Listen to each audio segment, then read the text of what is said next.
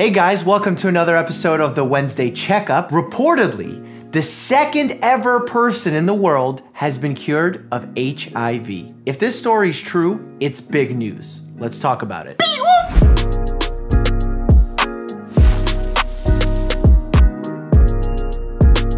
First and foremost, HIV is the human immunodeficiency virus. This is the virus that can lead to the development of AIDS. It attacks very specific cells within your immune system that can make it difficult for you to fight off infections. Taking the story from the beginning, we have a male patient who prefers to remain anonymous throughout this process, and we're gonna call him the London patient for now. This London patient was diagnosed simultaneously with a blood cancer as well as HIV. The treatment for this patient's blood cancer was to be a bone marrow transplant, where he would find a matching donor, get the bone marrow transplant, hopefully cure the cancer.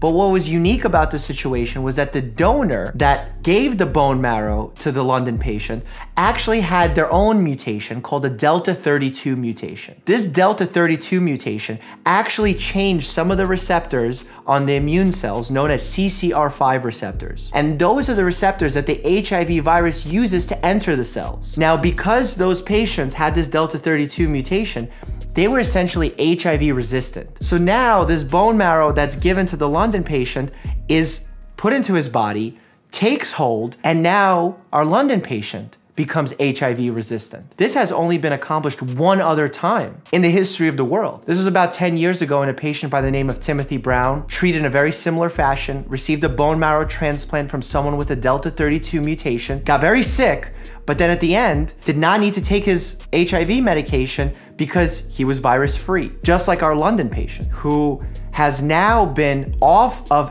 HIV antiviral medications for 18 months, and there is no detectable viral load. As always, you know I'm a skeptic. I like to give you the truth. I don't yet think we can call this an official cure. I don't think it's fair to those who are living with HIV, of which there are 1.1 million in the US today, to call this a complete cure. I would think of this more as a long-term remission. We don't yet know if the HIV will come back at some point. If he's been HIV-free for 18 months, but then, 12 months down the line, not being on medication, the HIV returns. Was it ever a cure?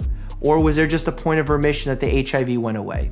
It's hard to say, as there's no official definitions for the word cure and long-term remission for the HIV infection. Another reason that I think it's a little bit inaccurate to call this a cure is because the huge majority of HIV cases will not be treated with bone marrow transplants. These are serious treatments that require a huge time commitment, financial commitment, risk, possibility of adverse events, and it doesn't make sense to go all out with a bone marrow transplant to treat HIV or cure HIV when we have such good, powerful antiviral drugs that we can use to control HIV and keep it at bay. It's also important to note that other patients who have had blood cancer and HIV simultaneously went for similar treatments which were not successful. In fact, the reason the scientific community is so excited about this case is that this is the second time that this has been able to be replicated, despite the fact that we've been trying for the last decade to mimic the results of Timothy Brown. The most promising and exciting part to me about this article, and I think it should truly give us hope, is that scientists have now at least somewhat solidified with this second case that going after this CCR5 receptor can be a means of controlling and possibly curing HIV. This does not mean much for those who have HIV now, and antiviral therapy is still going to be our mainstay of treatment. But 5-10 years down the line, I could see a medication that targets the CCR5 receptor and essentially cures someone from HIV. Reading about the London patient truly does get me excited and give me hope for the future that we may at one point have a cure for HIV. But right now, as a family medicine doctor, what's on my mind is that 1.1 million people in the US have HIV and 1 in 7 are not aware of it. Get tested. Have a good relationship with your family medicine doctor and request that you get STI screening, including HIV, to make sure that if you have it, you get treated. And if you don't, now you know and you can get some peace of mind. Let's pivot away a little bit from medical research and HIV and let's open some packages for a quick mail time segment. I went to the post office today. You guys sent a lot of stuff. SD, South Dakota. Oh, it's like a badge holder that I just broke. Didn't quite think this one through. Oh my God. You guys with the socks, but I don't even understand why dinosaurs. This one looks uber interesting. Gonna take a careful surgery approach here.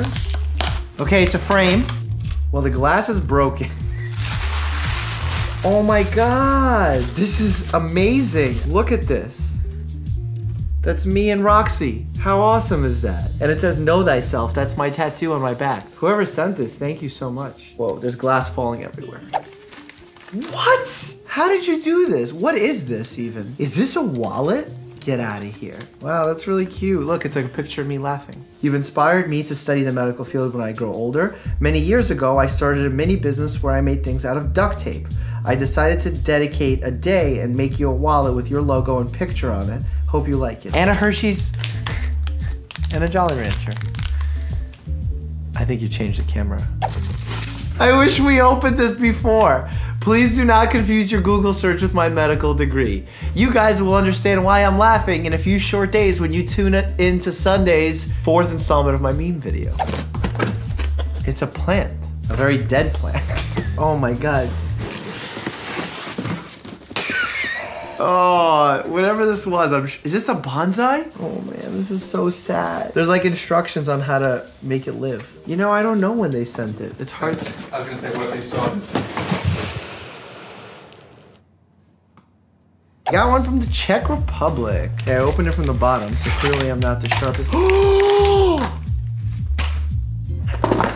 Kinder eggs! I'm gonna eat one of them right now. These are crack. If you poison these, I don't even care. You can draw stars using this. That's the beauty of a Kinder Egg. You never know what you're gonna get, and whatever it is that you're gonna get is probably gonna be very useless. Kids, don't do this at home. Refined sugar is bad for you. But when someone takes the effort to send you a nice gift from the Czech Republic, you should probably eat the Kinder Eggs. Who needs a six-pack? Smurf. If you enjoyed this video, I know you're gonna enjoy this one. Like, totally, facts. Click it, click it. Stay happy and healthy.